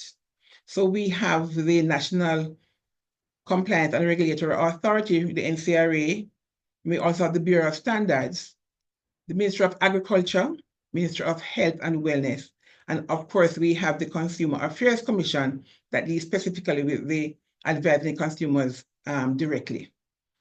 At the Consumer Affairs Commission, we do not have labs and so on to do tests. So we rely on the Bureau of Standards and the NCRA to give us information. So once a recall is made, then the Consumer Affairs Commission comes in, and that is when we do the press releases and we advise consumers as to what to do, how to get back their funds and so on. Now, the process of recalls. First of all, you have to identify the contamination. So the recall process begins when contamination or a safety issue is identified in a food product. And this can be done through either consumer complaints, or you have routine inspections. The NCRA does routine inspections, or reports from manufacturers. We also have voluntary recall. There are times when our manufacturers may have noted something is wrong with the process or something wrong with the product, and they voluntarily remove the item from the market. For example, the other day we had the Jif peanut butter. And from time to time, we have other products. You can think of some now. Sometimes some of these snacks and so on, sometimes from time to time, they do recall voluntarily. When they do a voluntary recall, they normally make contact with the Consumer Affairs Commission to advise us of what the challenge is and what they're going to be doing. So we work together with businesses to ensure that it is seamless in terms of the recall. So we have public notification. Regulatory authority, they issue public notifications to inform consumers about the recall, specifying the affected products, their codes, and the action that consumers should take. Now, we ask that persons, when we have a recall, the process is that the consumer ought to take back the product to where they purchased the item, from where they purchased the item. And they can either get a refund, or if it is they want to take another product or so for the fund, but they must get some level of redress. There are times when the products have to be removed from the market. And when this is done, the consumer again is entitled to some refund, but they must take back the item from where they purchased the item, for the point of purchase. And you also have destruction of affected products. There are times when the products cannot be modified or corrected, and that quantity has to be destroyed. And there's a process that is involved in that just to ensure it doesn't come back on the market. Because you know how we are sometimes. If we're not careful, we'll find things that are unsafe being sold on the market. And that is why information is important for our consumers, to ensure that they know exactly what is happening. So when these recalls are done, we make it very clear in the media, and using all different types of media, traditional media, social media, whatever it is, so advise consumers that there is a potential risk that you will have if you consume those products. Now, what triggers a recall? I mentioned before safety hazards. Sometimes it's contamination, sometimes it's faulty packaging. We're talking about packaging today. Sometimes it's misleading labels. You have undeclared allergen. Dr. Watson spoke about that as well. Sometimes you have non-compliance, regulatory non-compliance. So the Bureau of Standards has certain standards that you must go by, or the NCRA or the Ministry of Health, and you are going against that as a business, then this will trigger a recall of your product. Manufacturers' voluntary recall, which I mentioned before, companies may recall products due to internal quality issues. And sometimes, to be on the safe side, they do what needs to be done to ensure that consumers have the level of confidence that the product that they are consuming is fit for purpose. And there are times when consumer complaints and investigation would lead to a product recall. Now we have some partnerships. As you know, we import most of our products, even though we're encouraging persons to produce and to manufacture here, but we still import quite a bit. And so we have relationships with the Food and Drug Administration, and they from time to time send out advisory. We also have the Rapid Exchange and Information System in the European Union. It's now called Safety Gate. We also have the Consumer Product Safety Commission, which is an independent federal regulatory agency in the US. As we know, we get quite a bit of products from the US. And we have a relationship with them that each day we check to see if there's anything that is on the market that would be of concern to our Jamaican consumers. We also have the Consumer Safety and Health Network, which is an Inter-American interdisciplinary mechanism, and it specializes in promoting, safety policies and programs and so on. And Jamaica is a member of this network. And so whenever anything happens in this hemisphere, we have the information to share with the consumers. In our CARICOM region, we are trying to have what is called a CAREX system. It's really a rapid exchange system for dangerous non-food consumer goods. So we're talking about food studies. I won't dwell too much in that, but we have been trying to have this so that member states are able to relate to each other. Once something is on the market in one of the member states, then more than likely it will be in our Jamaican environment as well. However, we are having some challenges in setting up the system, but certainly we are still working on it. The bottom line is that we have regulatory framework, as I conclude. We have regulatory framework for food and handling of food and packaging of food.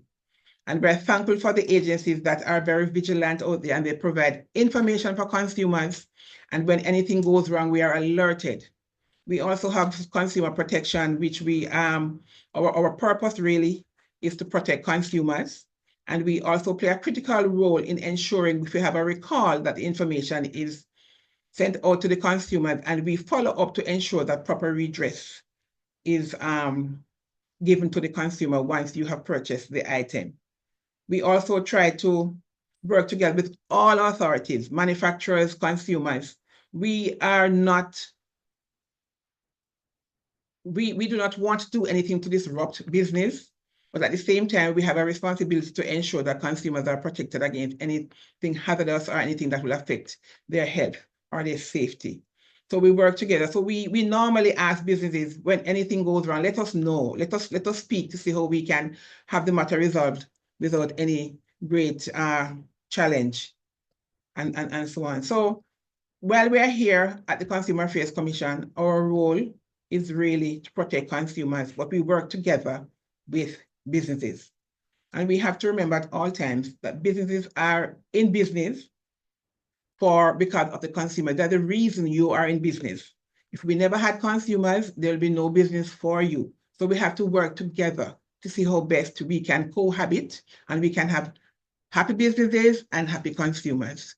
So thank you all for listening, and I'm sure that we will have some questions later on as we go into the question and answer. Thank you. Thank you, Mrs. Allen. Thank you so very much for your contribution and for just highlighting the role of some of the government agencies in ensuring the safety of our consumers. Deidre, do you have some questions for us at this point? Yes, I certainly do. All right, let's hear from Deidre with her Menti. Yes, so if you didn't join on Menti, you're free to write in the chat. But I want to know, what are some of the rights of the consumer based on the presentation that you just saw? For those of you who are using Menti, you go menti.com and enter 2316-7999, or you can write in the chat, what are some of the rights of the consumer? All right, the right to choose, safe products, right to safety. Very good. All right, I suspect persons are writing in the chat. Let me move along quickly because I want to leave a good amount of time for Q&A. All right, name something new that you learned thus far. I learned a lot of new stuff, so not necessarily for the last presenter, but overall, name something new that you learned.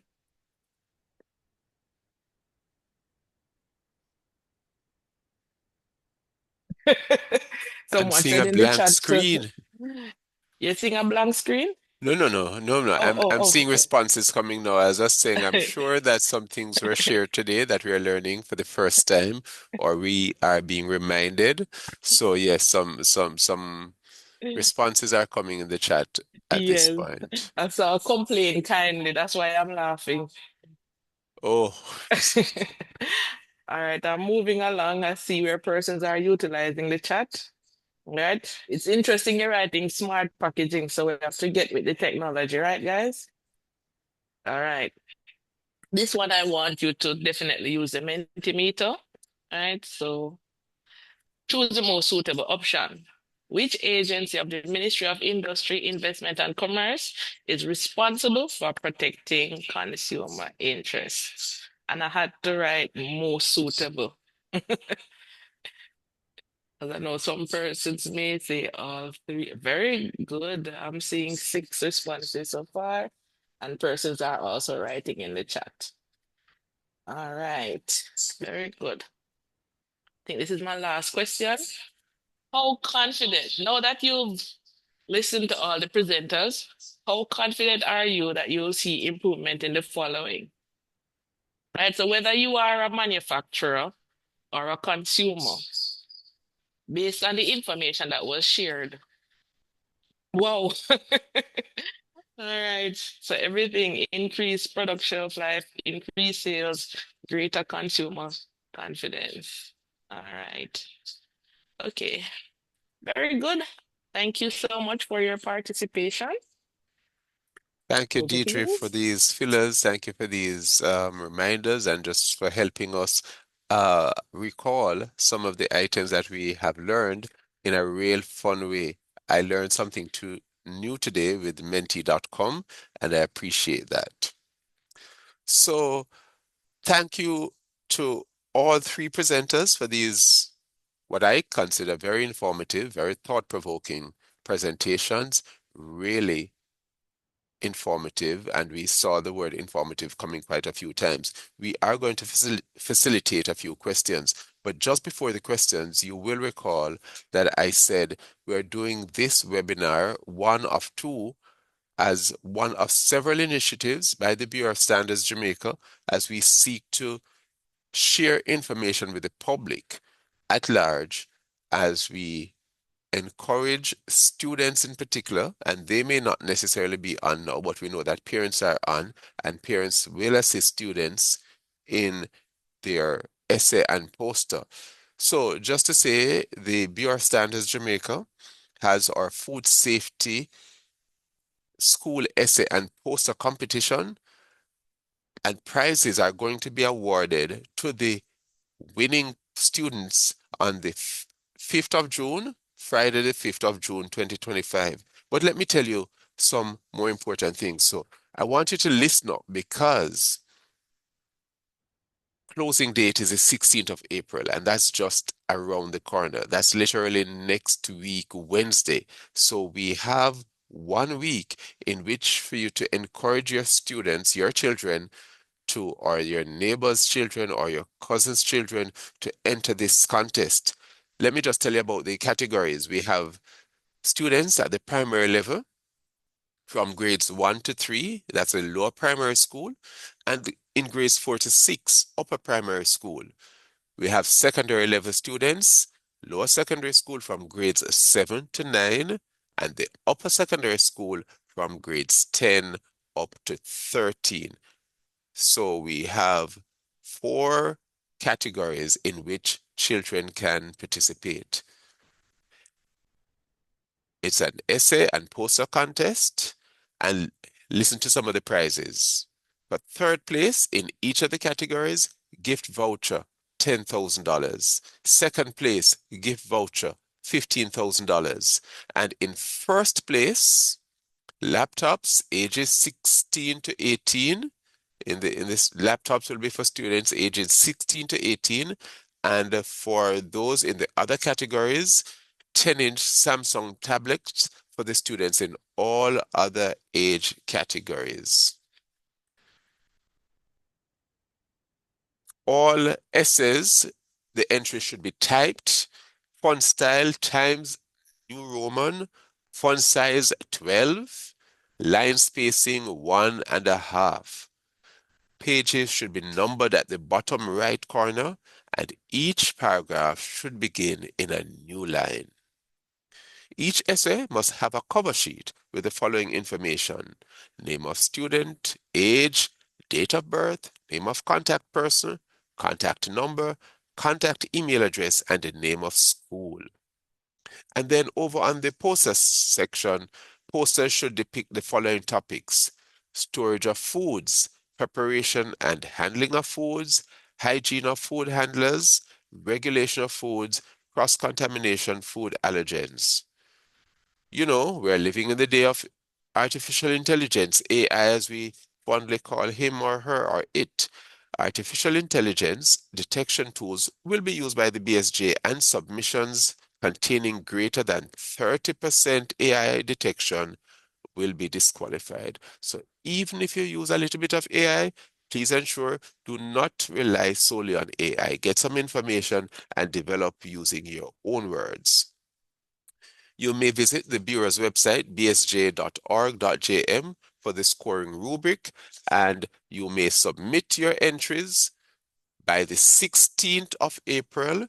By the 16th of April, send your essays or your artwork to cpu@bsj.org.jm.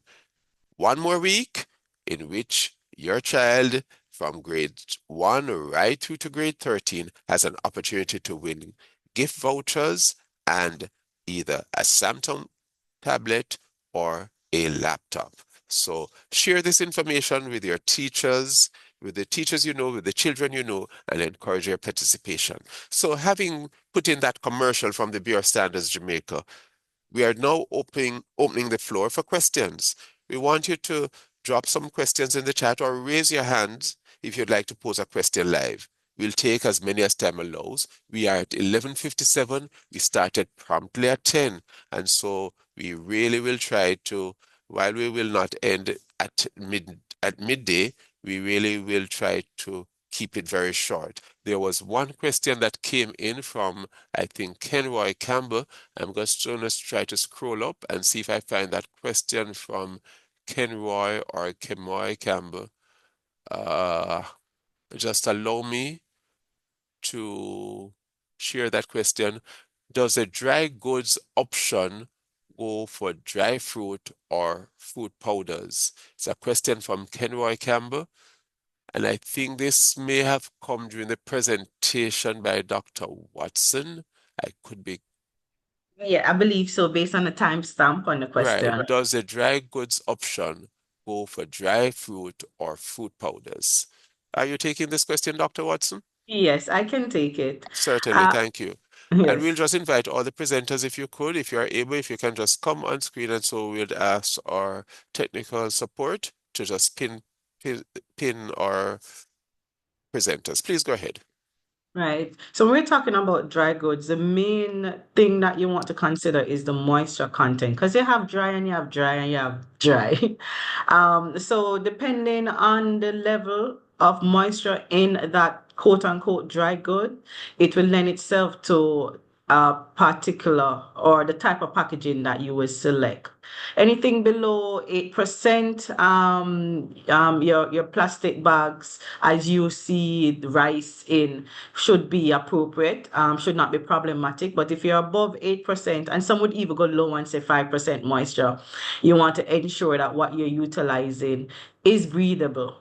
will allow airflow to avoid mold growth or things like that. So if your fruit product have moisture content, and remember these fruit products also have a high sugar content, making it more susceptible to microbial growth. You want to ensure that the packaging that you're using have a secure enough barrier, as well as you want to contemplate possibly refrigeration, depending. All right. So I hope I substantially answered your question. All right, thank you, Dr. Watson, and I hope that Mr. Campbell is comfortable with that response. Are there any other questions?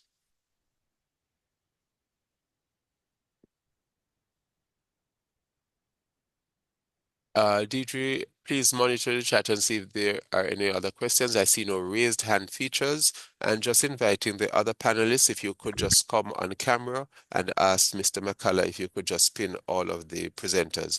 So let me ask this question then of the presenters, and it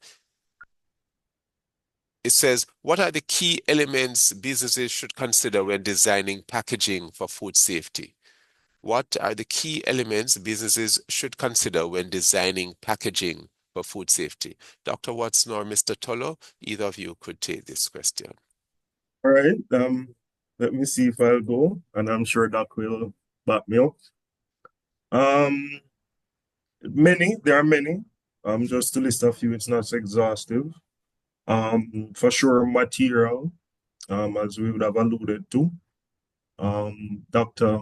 Watson have mentioned that from the inception of a product, or the idea of a product, you should also look at the packaging, which is correct. So in that phase of you coming up with your product based on the nature of the product, acidity, etc., you then look at the material that is compatible with that product and its characteristics, whether chemical or otherwise. So that would determine if you can go plastic, if you can go glass, and functionality will also determine while the material might be the best based on chemical characteristics, in functionality, maybe production line, it will determine what you will use. For instance, milk, UHT high, ultra high temperatures, everything is at high temperature. So you can't get a material that is susceptible to heat. So you need something that can withstand heat because it has to be packaged at a certain condition, held at a certain time. So material is a key one. The material will also determine its durability. So from a structural point, and also from durability will be structural as well, because you look at maybe secondary and tertiary packages. It's a large part of it has to do with transportation, transiting. And we know our roads in Jamaica, we know they're pressing to get them better, must say diplomatically. But as we stand and have been standing, they are not necessarily in the best conditions. So you imagine your truck container, in many instances, 40-foot container, packed with products stacked to the ceiling, maybe have an inch or two, and you're going on those rural area roads, you can have a pictorial of what can happen. So the package has to be able to withstand those shocks and vibrations.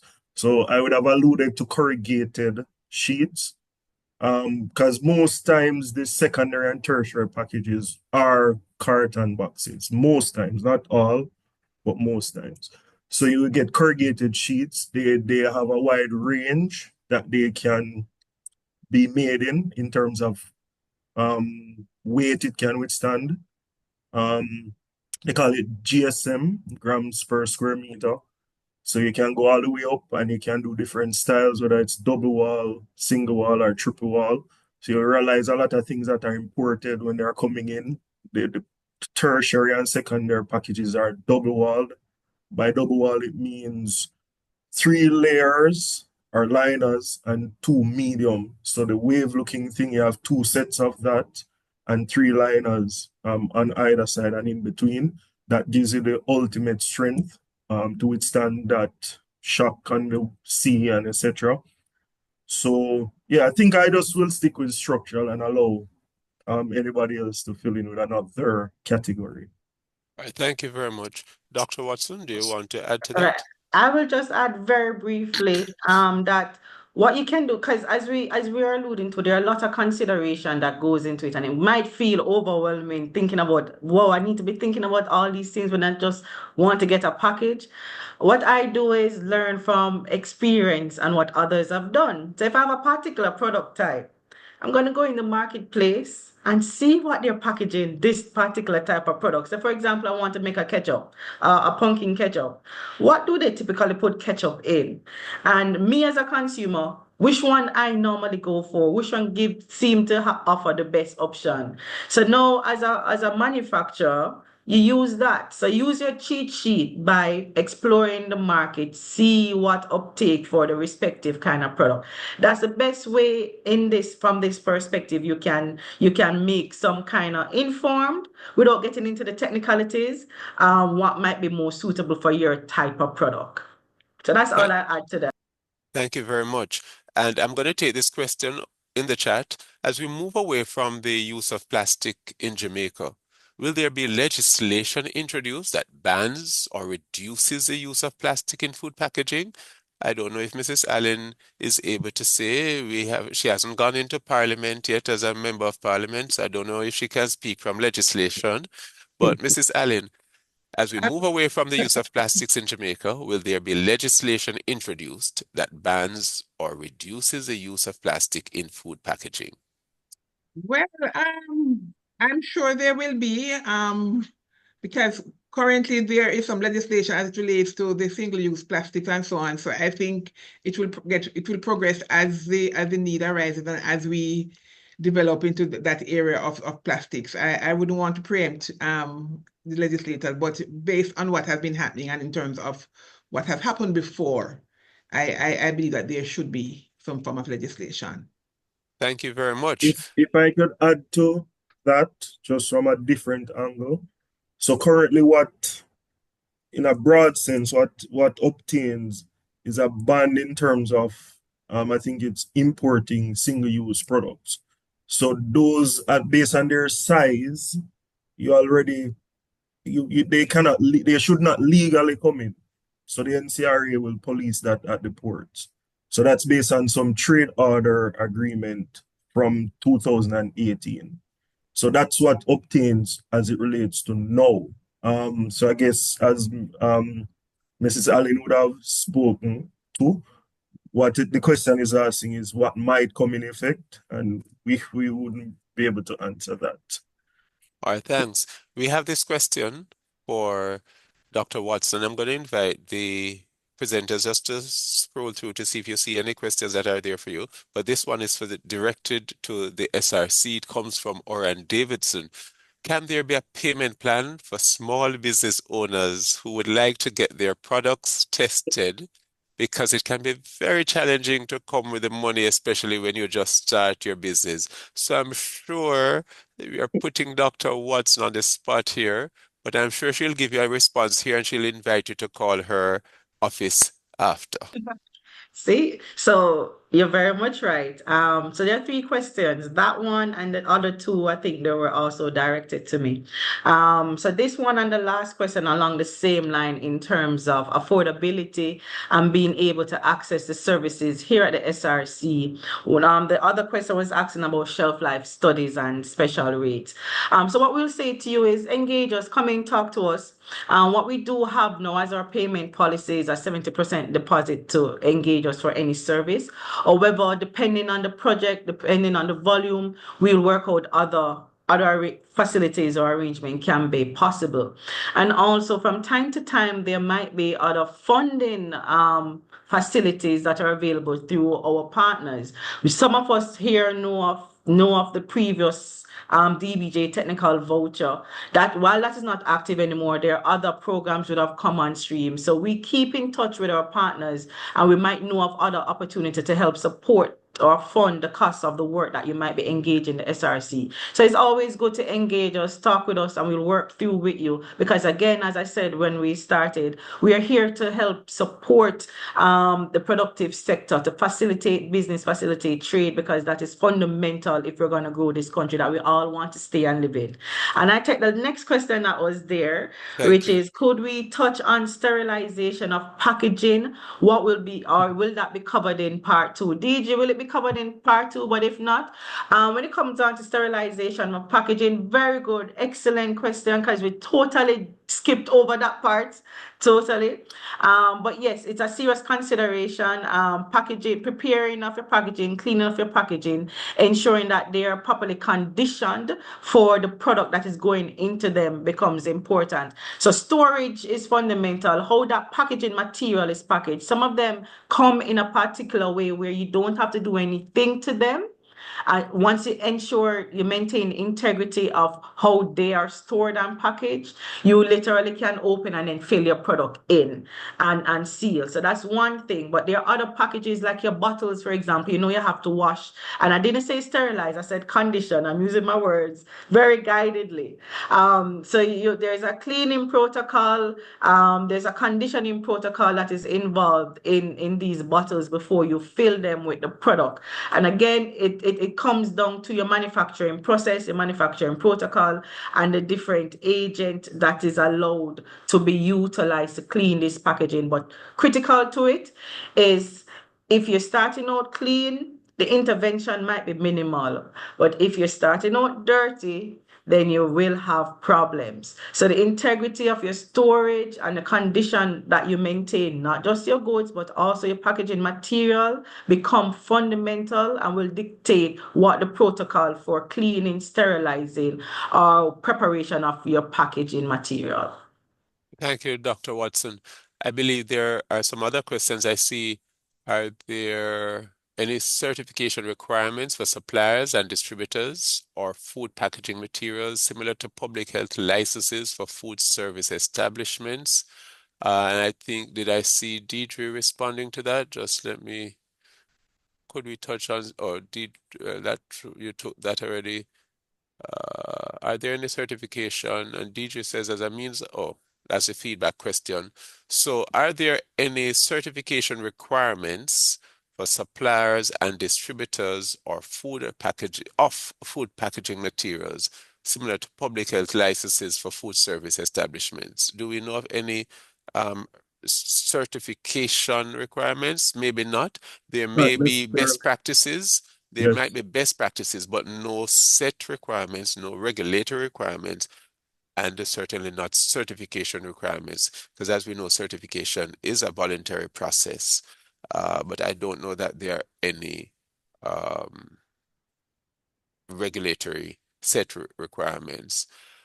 And let me just see, there are some other comments. And just to say, we are asking persons to get, is there any packaging and the packaging waste regulation now in place, like in Europe? Maria Valverde inquires, is there any packaging and a packaging waste regulation now in place as it is in Europe? And does the SRC provide testing for determining the biodegradability of packaging? And seems we'll need to arrange a part 2. Yes, Deidre, what's the range of the cost? The questions regarding cost, may I just suggest to all of us, the questions regarding cost, please speak directly with the BSJ, Lascelles Tolo, or through the SRC, Dr. Watson's office, or the marketing office might be able to help. But certainly, if you are a new processor and a startup, you're trying to get your business done, as Dr. Watson said, there are many opportunities through the Ministry of Industry, Investment and Commerce.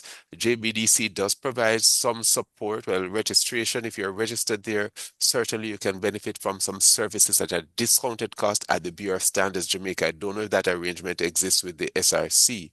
The ministry, through its MSME division, may also have some other opportunities, and certainly they have some programs in the past that have benefited women in business. So let us explore those opportunities. The JBDC, the SRC, the BSJ, JAMPRO, if you're seeking to export, all of these entities are designed to help you. One of the things, though, is that you may have to make the effort to do a little bit of footwork, legwork, making calls, doing desk research, looking at the website, and getting some of this information, which will direct you into other spaces. All right, there were some questions that might have been asked, and I see Deirdre's hand up, but I think there was a question that I think, does the SRC provide testing for determining the biodegradability of packaging? No, we don't. We don't do that kind of testing. We more test the product and the impact of the package on the product, but not so much on the packaging material itself. And so I asked a question of Mr. Tolo in the packaging. Are you able to do that kind of testing? Certainly not in the packaging branch, but it is likely that chemistry, maybe with the IR equipment and stuff, they can look for certain profiling that would tell maybe plastic composition, etc., and of such profiles be able to determine that likelihood being biodegradable or otherwise. So I'm I sure believe so, yes. chemistry is able to do that. I know the IR is that versed, give you a Yes. profile. So that's one area you could look at.